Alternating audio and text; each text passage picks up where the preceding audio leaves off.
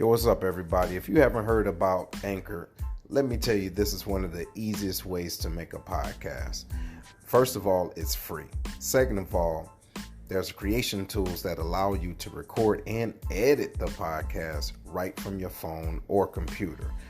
Third, Anchor will also distribute for you so it can be heard on Spotify, Apple Podcasts, and many more.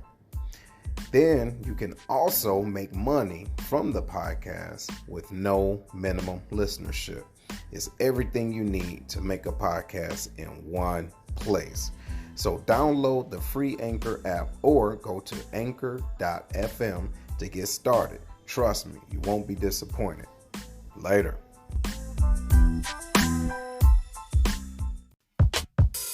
Welcome to The Lion's Den with Seth, a podcast where progressive men and women can learn and teach each other the ways of the land. The Lion's Den is where royalty comes to council. Ladies and gentlemen, your host, Seth. Yo, what's going on, everybody? Welcome to another episode of The Lion's Den with Seth, and I am Seth. So we're going to have a very, very great show today, and I just want you to realize where we are in today's time. There's a lot of the social unrest is going on. There's racial issues here and there, and so this show we're going to have a great conversation with a community leader. All right. But before we go into that, you know what we have to do around this time. We have to give a special shout out to our sponsors. Our first sponsor, like you already know, is Upper Souls. Make sure you check them out on Instagram. OK, Upper Souls. They have those up to date or retro kicks, those Jordans. Hey, they are legit. This young man getting it in. Make sure you go to Instagram to check him out, follow him, and ask him what his prices are and see what else he have coming in. So the name is Upper Souls, UPPERSOLEZ.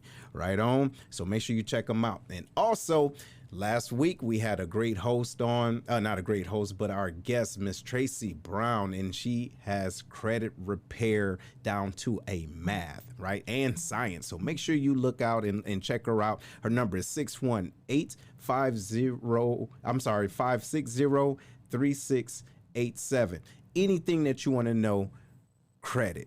Okay, how to get your credit right and things that you think you may know. She has a wealth of knowledge to get it together. But before we go into the show, I want to introduce back to the show as a host, right? Our co-host, Miss Sharita. She is a LPC. That's a licensed professional counselor, right? Did I say that right? Got it right. All right, ladies and gentlemen, y'all give it up for Miss Sharita. Right, how you doing, ma'am? Doing great. It's Leo season, so I'm happy to be in the den. Yeah, that's right. Happy birthday to you. Look at you. You look good for 33. Is that good? Thank you. All right. Thank you. Woo! I was sweating. Didn't know. All right, you know black don't crack. And so I'm gonna introduce to Herm. What you got going on, Herm? I done told you about my accolades, man. I said how I wanted to be introduced. Oh, how you want to be introduced? Go ahead. Let me hear how you want to be introduced. So I'm supposed to be Senior Master Sergeant, the Great One, Karaoke Superstar, Herman Brown III. All right. So, like you already know, all right, Herman. Come on, man. Yo, Can I you ain't no damn karaoke. What? Stop it. How you feeling this weekend, bro? I'm doing good, bro. I'm doing good. Went home to Tennessee for a little bit. You know what I'm saying? Everything is good. Good. How's the family? Everybody good? Everybody's good, brother. That's good. Yeah. I know you was working hard in that restaurant, bro. Yo, your mom's got you in there getting it. Yo, I seen that video of old buddy standing there and the lady was mopping and then she just hit him, cold cocked him with the mop. For what? Bro, I like I tell people, man, you know what I'm saying? It's going to be a tough transition after being 21 years in the military. And, you know, where my advice and my mentorship is valued. And then when I go to tell my mom something, she tells me, man, I ain't trying to hear that shit all day. See? You know? Like like I'm 5 years old again, man. So hey, Bruh, hey, look, she been getting in for a while, so you got to, let her do what she got to do. But so the reason why we here, ladies and gentlemen, we have a very, very, very, very special guest, Miss Francine Nicholson. How you doing, ma'am? Thank you. Thank you for having me on your show. Yes, ladies and gentlemen, she is the president of the NAACP in the O'Fallon, Illinois branch. And she came here to bless us, right? Because we have some cool people on, but not this cool, right? Because we have a lot of people that come to the den that say, hey, this is what we want to do in the community, but she is grinding, all right? Grinding. So, ma'am, if you will, just tell us a little bit about what you do for this branch and for the NAACP. So what I do, again, I'm the president of the branch. I assumed that role, or was elected to that role in 2014. And basically my assignment is to make sure within the community that we have economic, social, and racial just tell us a little bit about what you. And I do that by working with the leadership in the various offices within the community, meaning the mayor, the alderman, the police chief, his leadership team. I even work with some of the churches in the community to let them know we're here to help, we're here to give you advice if need be, and to help change some of the policies that you may have in place. And if I may, I would like to speak to some of that. I've been working directly with the police chief in the community on some of the policies that he has in place.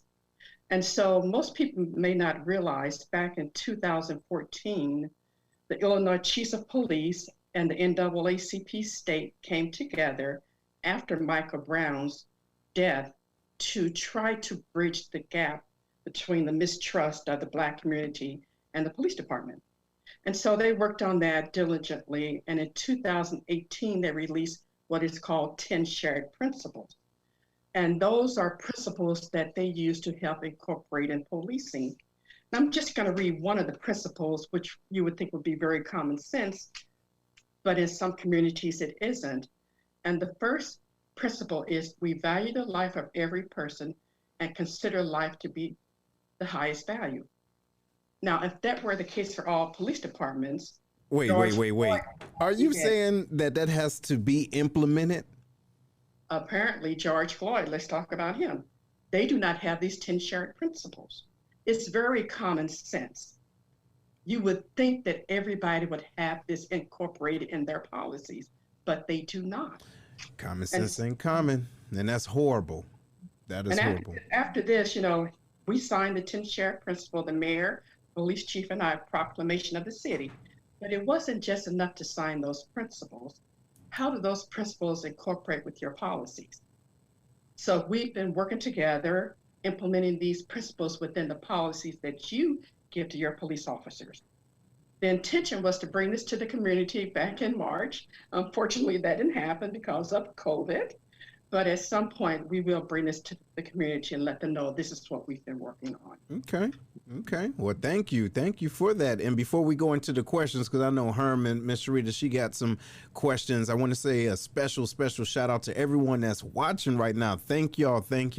Please share this, okay? If this is your first time watching The Lion's Den, please share, give thumbs up, give the heart emojis, all that, right? Because this is very important. Don't forget too, if you have questions, you can put them down in the chat, or we're going to put out the number here shortly so that you can call in live. All right. So go ahead, Big Herm, what you got? Well, as a matter of fact, ladies first, since it's your birthday, Leo, right? So go ahead, ma'am. What you have to say? What question you have? So, Ms. Francine, welcome to the show. And I just want to start with what's relevant in the country right now. As we all know, there's a huge Black Lives Matters movement. I'm noticing a level of reemergence of the Black Panther Party. Doesn't seem to be very similar to the old one, but I have seen a reemergence. And so with these things going on, how do you see the NAACP continuing to be relevant in this time? Okay, so we will continue to be relevant, first and foremost, because we're in the courts fighting for equal rights. Whenever you see on the news, let's go to voting, for example, when they have the long lines in the red states where they're closing the polls, the ACP are the ones going to court to keep those polling stations open. Again, we're in the course with the racial injustice, the discrimination. Since George Floyd's death, I've had Black Lives Matter members reach out to me and say, how can we work together? I think that is very encouraging. NAACP is an old organization. Foundationally, we're very old. We have a foundation in place. But we always say we need new ideas. We need young people to join with us. We need those new ideas. We will continue to fight in the courts. We will continue to fight for social justice. We will continue to fight to eliminate racial discrimination. And that's what the NAACP does. And that's why you have your local branches in your communities fighting for those issues for you. You may not be aware this is going on, but it is going on. And you know what? I'm glad that you said that too. And this goes out to those individuals that are very upset right now. And trust me, we understand, because we all are feeling it in different parts of our lives. But before you go out and ask, hey, what is the NAACP doing? And what is Black Lives Matter really doing? How about you do your research and find out, and then ask yourself, what are you doing, instead of sitting behind your computer talking mess? You feel me? Because if you're just talking that cash money, right, you're really not doing nothing. As a matter of fact, you're part of the problem. You feel me? So yes, I'm calling out whoever has an issue with that, because as soon as you say, well, you know, NAACP been around since 1906 or something like that, and they ain't doing nothing, they just old people. Okay, now you get it in. Herm, what you got, bro? Hey, Miss Francine. Again, thank you for coming on to the show. I wanted to go back to your work with the police chief of O'Fallon for a little bit, because I think that's very important, to have a hand-in-hand working relationship with the cops and stop and try to break that us versus them mentality, right? So when you started your work with the police department, did you see like resistance at first? Or were they I know they reached out to you, but was it still a little bit like, oh, we ain't really trying to tell you much? Or was it, hey, we're really trying to get to the bottom of this and make sure what happened down there don't happen here?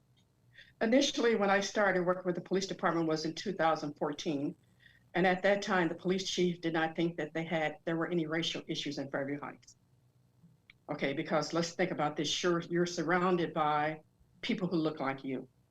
You have to bring different people to the table and have those conversations. And they may be difficult conversations, but he was open to having those conversations. And because he gradually started moving towards the middle and said, okay, maybe we're not perfect. What do we need to do differently that we have been doing in the past? And that's how our conversation started. I worked with the police chief in O'Fallon as well as Fairview Heights. And again, this all started Michael Brown. They did not want a Michael Brown in their backyard. They were saying, how do we prevent this from happening? And again, you have to be open with their residents in the community. You can't be shielded and assume everything that you're doing is correct. So you have to hear from different voices. And that's what they started to do. They started to listen to different voices and implementing some of those things that we were talking to them about. Okay. Yeah. No, that's good. That's real good. What you got, Miss Sharita? I think it is important. I'm glad that you said that NAACP had roots, because I think some of the newer organizations actually could work collaboratively with you to learn how to galvanize and move things forward, like you all how you started the movement a long time ago. So I certainly think that there's something that they can learn from you and the NAACP to actually move their movement forward. But with that being said, this is kind of a generation of a lot of woke people. And so with the woke generation... Wait, hold on. Wait. Did you say the woke? Well, I consider myself intelligent, educated, and aware, but I don't know if I'm quite woke. But you still sleep. Yeah. Oh, no. I might not be woke. For the people who are woke, I'm giving their credit right now. They are woke. When I open like CBS. Oh, hey, listen, look, check this out. Just because it's the first year they heard about Juneteenth don't mean they woke. You know what I'm saying? So since they're woke, and I'm going to maybe define that a little. I would consider woke as people that feel that they have investigated conspiracy theories, they study political movements more, and they're in a lot of conversation about politics, often on a higher level than myself. So with that being said, since they're woke, what should the woke people be doing to help move the brown community forward? And then later would be, what would the non-woke, maybe people like myself, what can we do to move the community forward? Because as we are entertaining all these conversations, it only matters what you do. And so since you're woke, what should the woke people do? What they can do is volunteer with the NAACP.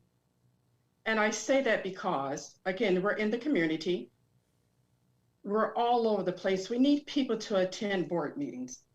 We need people to attend the school board meetings.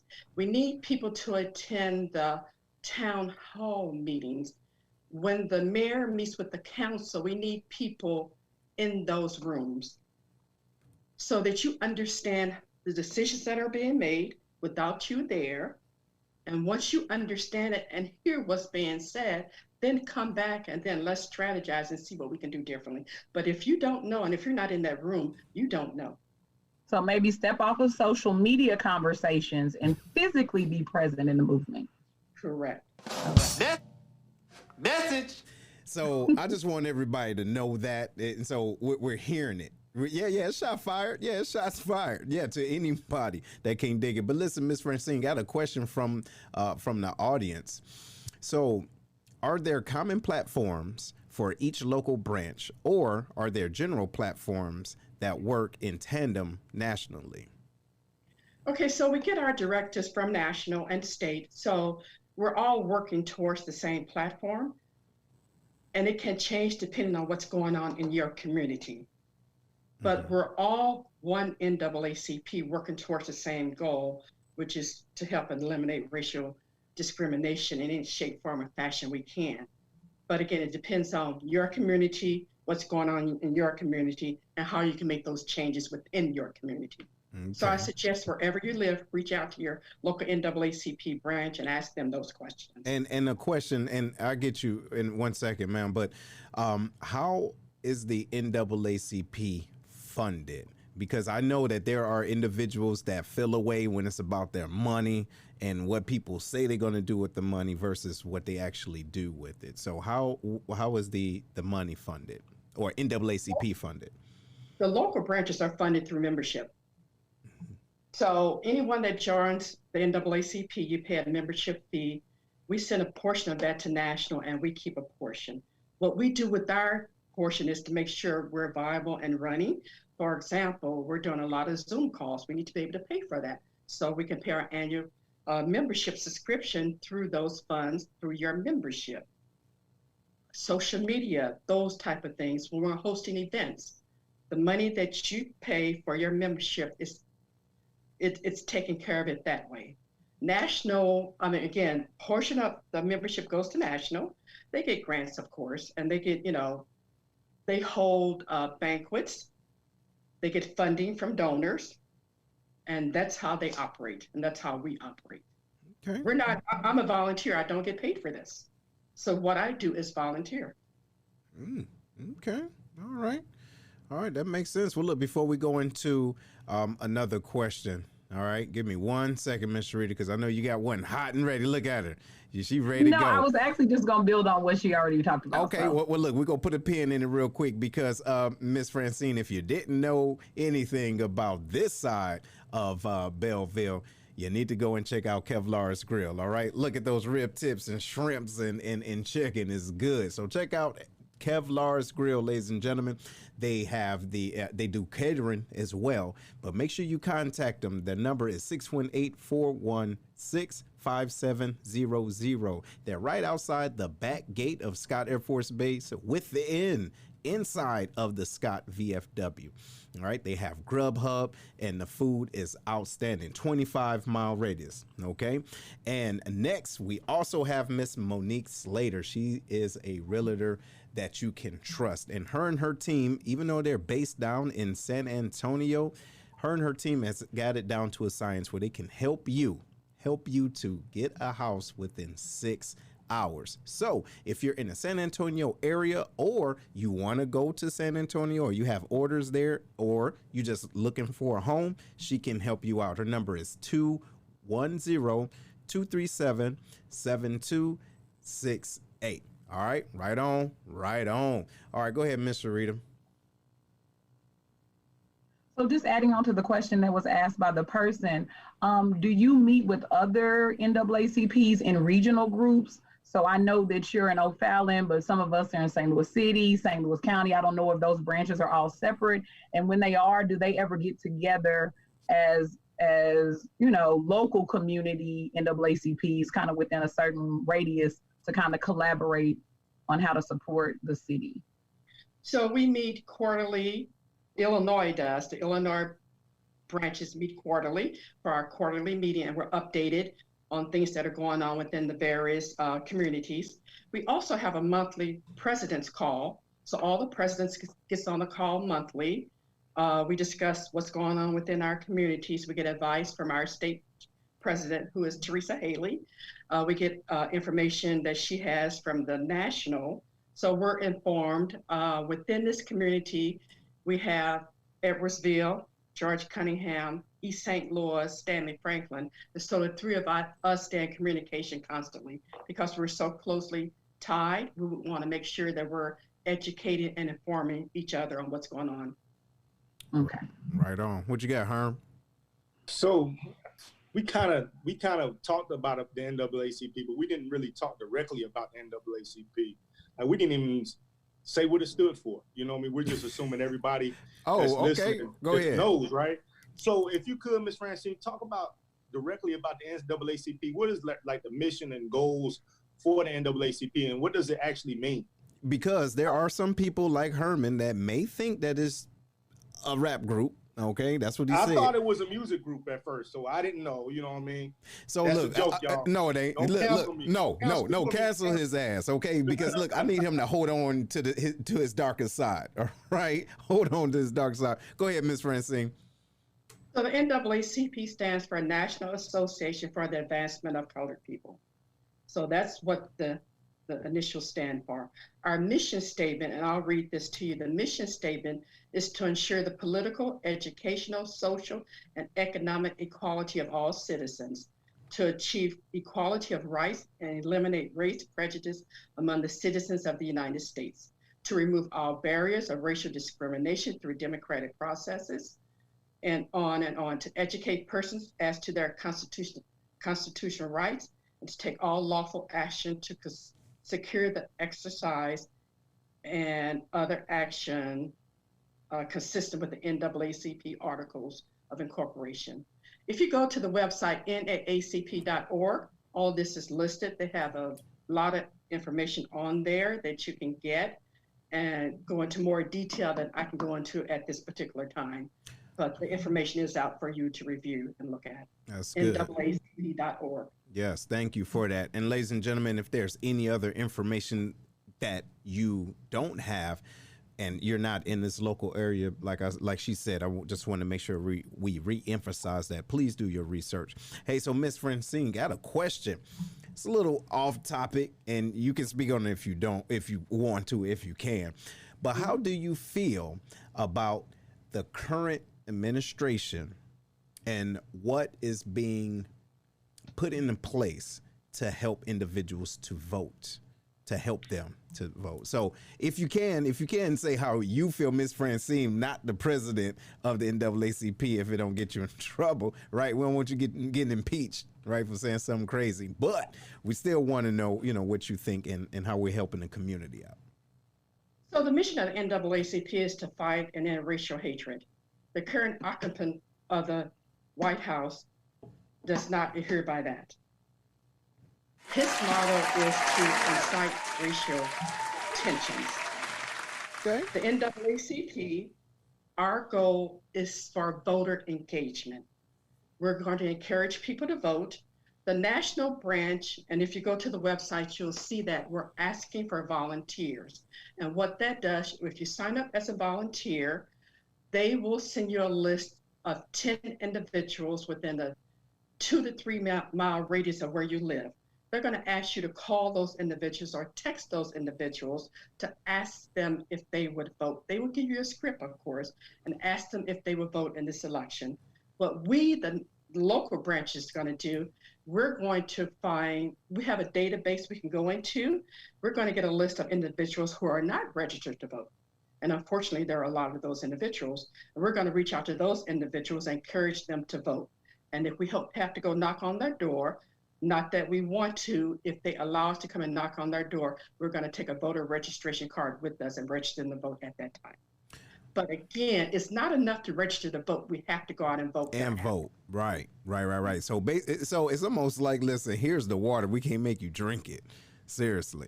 Okay. And I just want to make sure you know, and that everyone out in the audience know, ma'am, we are extending our help. Okay, as far as the Lions Den, if there's anything we can do to help, right, to go and knock on doors and say, hey, and I mean, you know, Hermie might want to muscle some people, say, hey, vote, fool, or whatever, you know what I'm saying?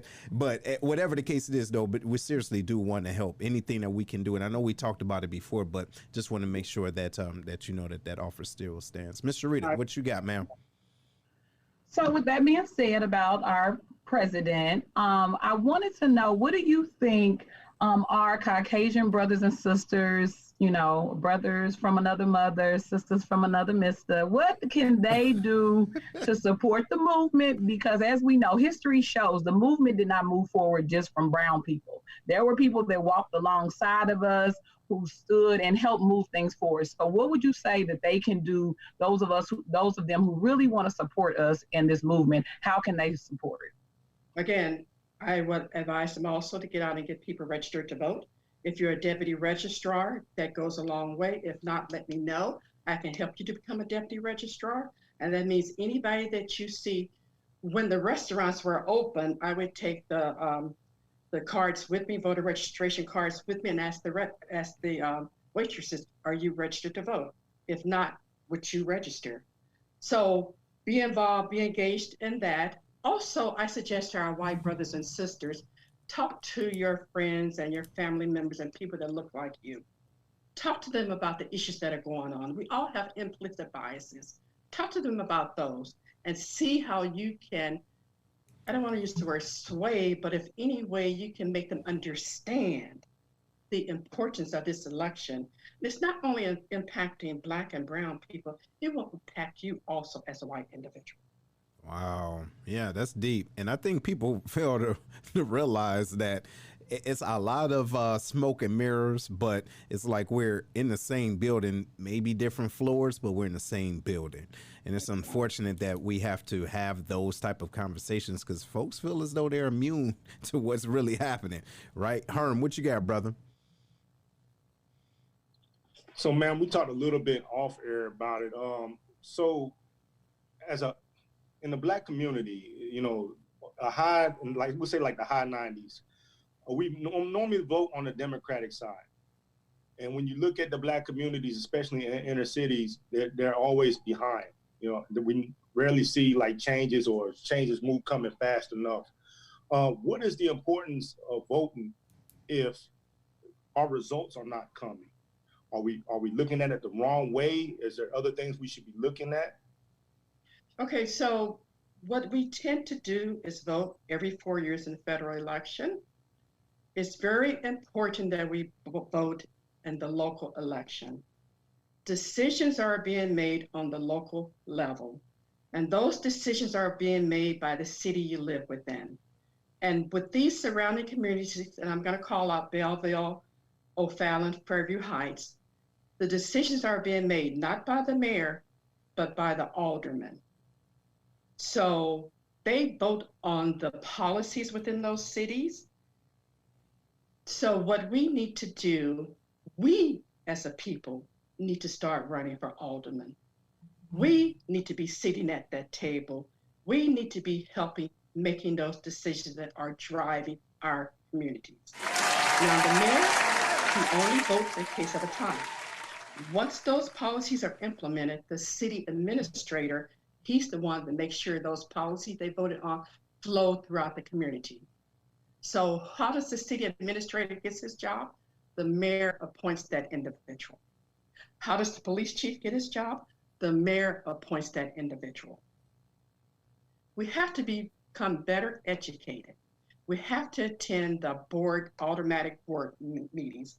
We have to sit there and listen to what they're voting on and what they're talking about. And if we don't like it, you pull out your alderman of your ward and you talk to that individual and say, I don't agree with this. And start having those conversations. We have to take responsibility for ourselves. We can't depend on another to make those decisions for us, or to someone else will do it for me. Get involved. It boils down to this: get involved, if at all possible. Yes, absolutely. Absolutely. Ms. Sharita, what you got, ma'am? So kind of just going a little bit further, what do you think is the biggest disparity or challenge that you think keeps us from moving forward? You know, we all we hear about, you know, the civil rights greats, and it seems like we were so progressive and we felt, you know, everybody was seeming like they were to galvanize moving forward. But then here we are in 2020 kind of feeling like, have we made enough great steps forward, or what are the things that are keeping us from moving forward? Because there's so many people that fought before us, just like, you know, this guy, John Lewis, all these greats that we've been talking about getting in good trouble. What has happened, do you think, that kept us from constantly moving forward from the movements that started back in the 60s, especially after the Voting Rights Act? I think we became complacent. We started gathering this wealth. I know they say Black people don't have wealth, but we do. I mean, we have good jobs, we have, you know, nice homes, we have a little bit of money in our bank account. We became educated. And we assumed because we have all of these that they have over there, then we are like, and we are okay. And it's okay to rest on our laurels, and we cannot do that. We have to continue, always continue. That's why we have the NAACP. That's why we have us in these communities to see what's going on in the communities. As I said, most people do not have the relationships I have with the leaders, but you need to try to develop those relationships. You need to have a conversation with your mayor. You need to have a conversation with your police chief. We can't stop. And unfortunately, we get comfortable, and it's so easy to be comfortable. And we can't. You know what? Yeah, that's a great, powerful point. And I see that as being so true in our communities. But when we don't take responsibility, right? When we don't take responsibility in our own community, but we're sitting back complaining about it. Well, you know, so-and-so ain't right in office. You know, so-and-so ain't right in office. But then you have an opportunity every year to get involved, right? Or really do research and see who you're voting for. Look at their track records. You know what I mean? We don't do that.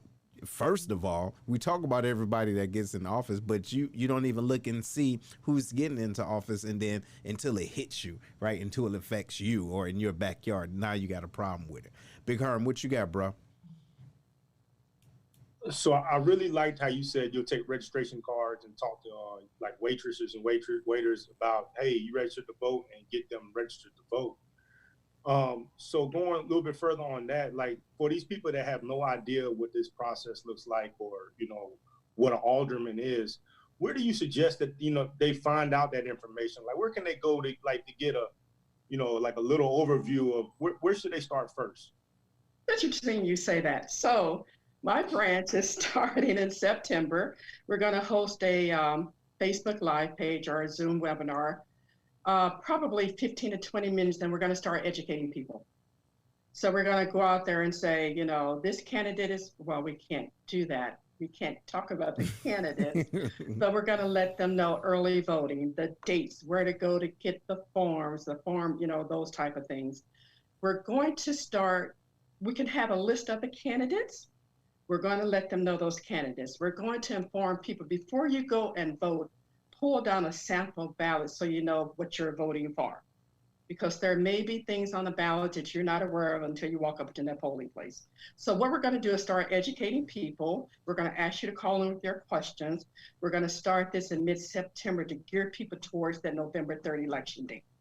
And we're going to do it continually until election day.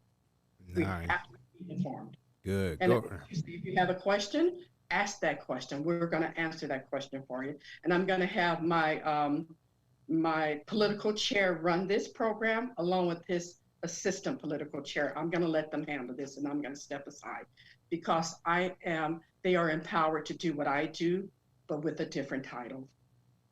Awesome. Go ahead, Herm. You got another backup? Yeah, just to follow up, because you said you can't talk about the actual people that's running, but can you talk about the policies? Like, if somebody, and you could look at it and be like, hey, this policy, in the most unbiased way you can, like, this is what this policy means, and this is what the pros and the cons about it, and things of that nature. So you can do that. We can do that. We cannot endorse a candidate, right, but we can talk about the policies that are favorable to us in our communities. Yes. Cool. Okay. Okay, and so there's a question from our viewers asked, and it's a great question. Do you guys allow memberships from allies? So if someone got a Black Lives Matter shirt on, or they got their Black Panthers beret on, like, yo, I'm ready to wear two hats. Do you guys allow that, or do they have to take off one in order to be part of the NAACP? No, we allow that simply because we're looking for ideas. Allies is like white folks, though. We're not here to stifle people. Okay. Well, yeah, that's what that means. Okay, well, still. Yeah. Well, all right. Well, apparently, I believe they do. And the reason why I put that out there is because if, I'm assuming that individuals know the history of NAACP. It didn't start with all of us. So, and that's me for being ignorant and assuming that individuals know that. However, there are sometimes we think that because we're on one part of the spectrum, that we won't be able to dig another part, but we're on the same lane. You get what I'm saying? So white folks can be part of NAACP. I didn't know. You ain't know that? I don't know. My first vice president is white. It was cancel Herm. We're canceling you, Herm, bro. You on time. I'm gonna pull your black card for a minute. I know it's only half of it, but I'm only gonna pull half of it. Right? Go ahead, Miss Francine. I'm sorry. Man, when I first heard the NAACP, I thought the first N stand for Negro song. You know what I mean? So I didn't know, bro. You know what I mean? I did not know. Now I know. Welcome to the Lions Den. Ass. Go ahead, Miss Francine. Go ahead. Yes, my first vice president's Caucasian, and actually it was his idea to start the O'Fallon branch of the NAACP. Ex-military guy, so he's involved, believe me. He's engaged. Yeah, so he's open to all races. Wow, that's awesome. That's and awesome. As you said, Seth, the NAACP did not start with just Black people. All right. So people, if go to the website, naacp.org, and there's the history out there of it. Absolutely. Miss Sarita, what you got? So you talked about young people, and I know that even back in the 60s, there were young people that really led the movement forward. They were fearless. They were ignited. They really want to move the movement forward. So what would you say to young people? How do you feel like we can work to get them involved in this work so that the NAACP and all these organizations can continue to move forward and continue to rebirth itself with every generation? Yeah, because I was going to ask that because I don't know if NAACP is on TikTok. So y'all might need to get on TikTok. You see what I'm saying? And get what is it? Snappity? What is it? Snap something? Snapchat. There it is. All right. Might have to get one of those, to get some of these Thundercats in. But no, to her point, what is NAACP doing to attract the youth? Okay, again, with the advent of George Floyd, I've had young people coming to me and saying, how can I help? So come teach me how to use TikTok. Is it TikTok or TikTok? It's tickety something for a minute, right? It's ticking. It's ticking. We need that. Our minds are not closed. Okay, so when I was younger, and I was younger once upon a time, when my parents were involved in the NAACP, I thought it was an old organization then. So it's just a progression. As I keep saying, we need young people. We have to pass this on. I can't do this forever, nor do I want to. But we need younger ideas that are with the generation. And there was one question that you asked me, you haven't asked yet, but you had asked, why should millennials vote? And I'm going to say the reason they should vote, let's think about the Supreme Court. Supreme Court. You're voting for that. You're voting for federal judges. So we need you to get people engaged. We need you to get your friends to vote. We need for you to get to those individuals who say my vote doesn't matter. Yes, it does matter. Look at our country now. Look at the pandemic we're in now. These are consequences of not voting because we don't have the leadership that we need. So why should a millennial vote? Again, I'm going to go to the Supreme Court. The decisions they're making are going to last for 50 years or longer. This is your generation they're going to be impacting. Now, we have two Supreme Court judges. One is 87 and one is 82, and they are left-leaning. So let's think about that. If we have another 4 years of the current administration, chances are they're not going to make it through 4 years. So who do you think is going to be nominated to go on that bench? That person, their decisions are impacting you, your children, your grandchildren, and so on. We need for you to become engaged. Wow. Whoa. Now, all right, ladies and gentlemen, and for all you millennials, so I guess that's everybody that's in 80 and after, and then the other generation don't know what that is. Don't matter. Y'all can't vote anyway. But for those that are interested, please, it's a reason. It's a reason why. Do your research and find out what you can do. And don't wait for permission. The reason why I say that is because you have a phone. Back in the day, we had Encyclopedia Britannicas. Y'all don't even know what that is, right? So if you wanted to know something, you had to go through these long line of books. But now you can just Google. As a matter of fact, you ain't even got to type it. All you got to do is talk to it. Hey, Google, what's this?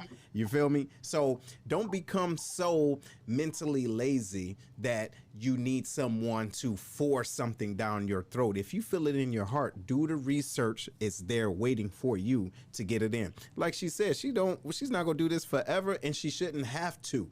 We should. You feel me? We should be ready to do this now and not waiting. You feel me? Herm, what you got? And a vote today really lays the groundwork for the lives that we all live. There you go. Right. So young people, when you think about that, think about I know we're a generation of me and I, but the thing is what you do as an individual will lay the groundwork for what your family, how they live 10 and 15 and 20, 50 years from now. So absolutely. You wonder about voting. You might not look like what you see may not represent what you look like now, but it will certainly represent the life that you and your family live later. So for sure. And it's powerful. It's powerful. And you know what? For those of you, here's a question for you, Miss Francine, because I would like you to speak on it because people don't believe what I say. I don't have enough numbers behind my name or letters, right? But why do you think voting is important? Because there's individuals out there that say it don't matter if I vote or not, my vote don't count. Can you explain why voting matters? Consequences. Who's sitting in the White House? Voting matters. Look to the leadership we have today. Voting matters. Yeah. So if you did not vote 4 years ago, you have no one to blame for yourself. Don't complain. Get up and do something now. Wow. Hey, that's it. You know what? That's so simple, but I don't think individuals really understand that. It was a time when it was outlawed for us to vote. You understand? People feel as though that was hundreds of years ago, and it wasn't that long ago, even for women to vote. You see? So it's things are pretty recent, right? Don't get it twisted. Big Herm, what you got, brother? Uh-oh, hold on, he's muted. Got a question from Chanel in the chat. She's asking, is there a succession development plan in place for the next generation of leaders in the organization? The answer, that is done locally. And you do that by joining the organization. You align yourself with the leader and you start shadowing that individual so that you understand what it entails, so that you're prepared for the next level when it comes, when it's available. So it's done on the local level with the local branches where we're starting to groom those individuals to succeed us as we transition out and we get the more younger people in those positions of authority and power. Wow. So I have my own question. So as the NAACP president for O'Fallon, right, what is some of your most difficult, your trying moments that reoccurs in your day-to-day as the head of this organization? My problem is I will hear or see on social media, I had this problem in O'Fallon and nobody did anything. If I don't know, I cannot address the issue with those in power. You need to reach out to us if you're having problems. I had an individual to say to me, the police department followed me home every night for a week. And I'm like, that was 2 years ago. Why are you telling me now? It could have been addressed. Wait a minute. Are you serious? I am serious. I am serious. If you're having problems, talk to us so that we can deal with this. With that, like say if the police followed me home 2 weeks in a row, I honestly wouldn't think I needed to contact the NAACP about it. You know, I wouldn't know to even contact y'all that y'all did that. I'm glad. I hope people are listening and learning, because I'm learning too as we go. You know, I don't know what I would have done if the police were following me home for 2 weeks straight. You know, so you know, might not know. And that's good to know. So this is an education process. If you're having problems in your community and you feel as if you're being discriminated against or profiled, reach out to your local NAACP office, talk to them, and then let them take action with that. Wow. Ladies and gentlemen, hopefully you are picking up these jewels, all right? And these are individuals, leaders in the community that, hold on, I don't use that word loosely. When I say leaders in community, I don't mean the ones that you think should be a leader in the community. We're talking about an established leader in the community that can help you. You need to know who they are, but still, I will reemphasize, do your research. Do your research to find out who is who, okay? And not worried about, you know, what's the next verses and who's entanglement and what WAP, whatever the case it is. Really, find out what's going on with you and what's going on in your community, because you never know when you're going to need that help. But before we go back to you, Miss Francine, and the rest of the den, we got one last sponsor, okay? One last sponsor. We got to give them a shout out.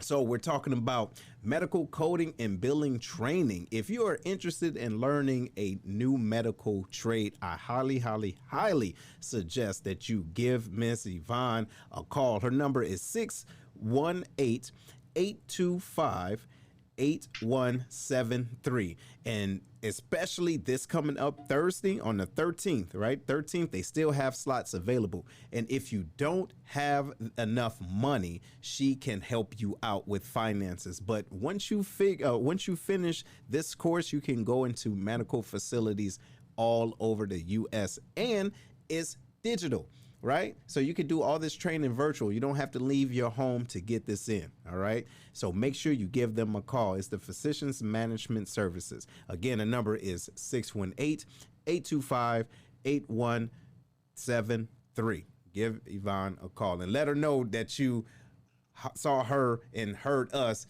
talk about it on the Lion's Den. All right, on? So, Miss Sharita, what you got, ma'am? So as a graduate of a HBCU, which means Historically Black College and University, I was wondering, is the NAACP on their international level, are they really working to collaborate with HBCUs to groom the next set of leaders moving forward? Because as we know, many of the great leads, Martin Luther King Jr. went to Morehouse, you know, John Lewis went to Fisk, of course, the best HBCU mind. But with that being said, they were groomed at historically Black colleges. So on an international level, are you all working collaboratively to build a presence at HBCUs and collaborate with them to groom our next leaders? So we have what we call our college unit, and they are in the HBCUs, and they're run by the college students. So they are being groomed with the leadership, of course, of the local branch, with the tutoring and mentoring there. So the college units are in the colleges. They have the NAACP branch there. That's where the grooming and mentoring is starting in those college branches. I will also say we're working with the fraternities and sororities. We work directly with them. So we were on a call last week regarding voter engagement, and we had the Deltas involved, and they in turn are going to be involved in their community. So yes, we collaborate with the various organizations. See, Sharita, you with it? Well, listen, we support all organizations that are willing to move the community forward. But of course, the ladies of Alpha Kappa Alpha Sorority Incorporated working diligently to get out with voter registration and help address community issues. Show you right. Yeah, I had to put it out there. Hey, so look, Miss Francine got another question. So what advice can you pass to our earlier point, right? What advice can you pass on to those who did vote in 2016 and may not feel like their voices were heard? Popular votes don't always reflect voters' participation. True, simply because we are the Electoral College. And again, we're looking toward progressive candidates and progressive people going to office in the House and the Congress. It's up to them to enact those changes. So continue to vote, don't give up. You know, make your concerns known, and hopefully we can do something with that Electoral College, because to me that's antiquated and it doesn't represent the majority of the country. So I was just about to ask, do you feel like the NAACP is thinking about what they can do as a organization grounded and rooted to work on the Electoral College? Because we know that's a big deal. And again, it's not the popular vote that wins. And so that can be very discouraging. And we know what the Electoral College can do, the power that it has, and that it doesn't represent properly to me. So I'm just wondering, is that one of the things the NAACP is still doing to galvanize, to help other large organizations move forward on what we can do to maybe change that? We do that by supporting the policies. So lay the policies out there. We support that. We embrace it. We advertise it. We get it in the communities. That's how we're doing that. Because it has to change. Has to. And to our earlier question, and I'm gonna get down to you, Herman, in a second, but to our earlier question, I know we talked about the HBCUs and getting out there, but not everyone is college bound. So what is the NAACP doing as far as connecting with those that are going to trade schools? Is that even an option, or is that like a blind spot? Right? Because in my opinion, and just going to a high school, a vocational high school, there's prestige that comes along with being a college grad, being an HBCU grad, that you are, quote unquote, ready to lead in that position. But there's also great leaders that may not have that traditional, educational system, right? So what about that, the individuals that's in the trade schools? That's a good question, and I don't have an answer for that. But that is something I'm going to take back to my leadership and ask that question, because we need everyone. We need all ideas. And some people were saying they thought in order to be a leader in an NAACP, you had to be a college graduate, a PhD, a lawyer. That isn't true. So this is a good question, and I'm going to get an answer to it. Okay. Right on. Thank you for that. Big Herm, what you got? So, hey, Ms. Francine, again, I want to thank you for coming on to the show. For me, this is probably one of the most educational shows that I've been part of.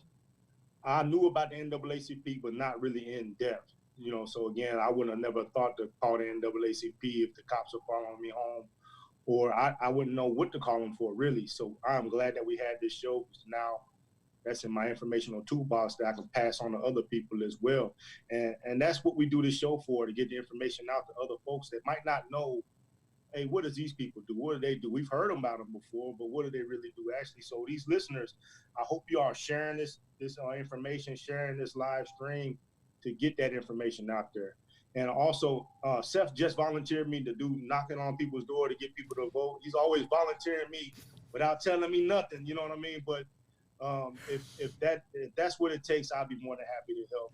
I just need to talk to him offline about putting me on the spot like that. Man, shut up. Hey, listen. Hey, you know what? And look, Miss Francine, the reason why I did that is because I trust him, and he knows that we're going to get it in together, right? And not just that. It's not just him and I. It's the rest of everyone that believes in the Lion's Den and what you're doing, right? And that's what it takes. The community, if this is a village, like for real, let's do it. You get what I'm saying? Let's move. It doesn't matter what colors you wear or what your letters or whatever the case it is. It's the direction that you're going in, right? If we're all going in the same direction, let's get it in, because what you see, what I see is important. That's our common ground, right on.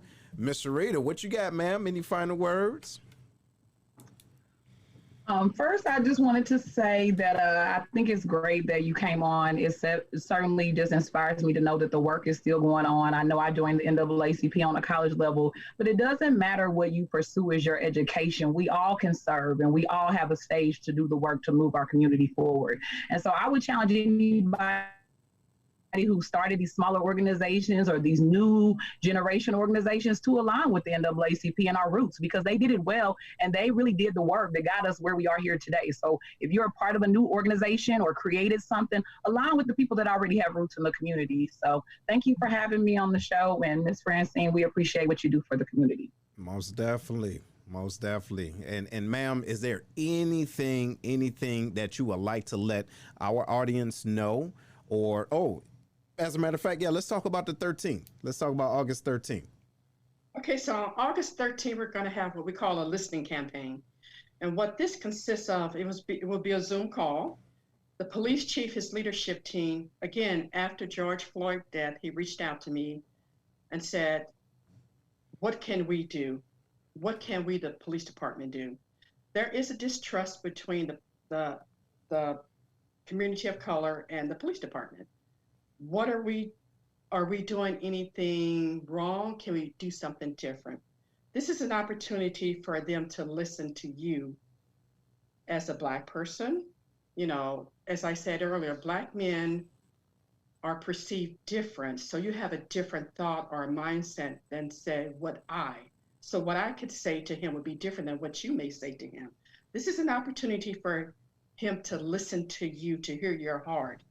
And then from that, we're going to take that back and do action items from this conversation.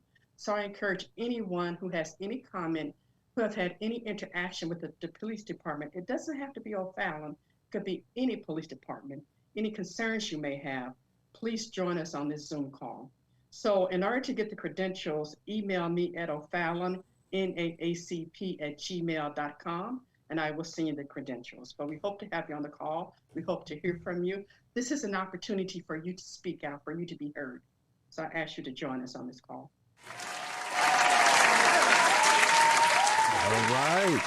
All right, Miss Francine. So it wasn't that bad being on the den, was it? No, it's okay.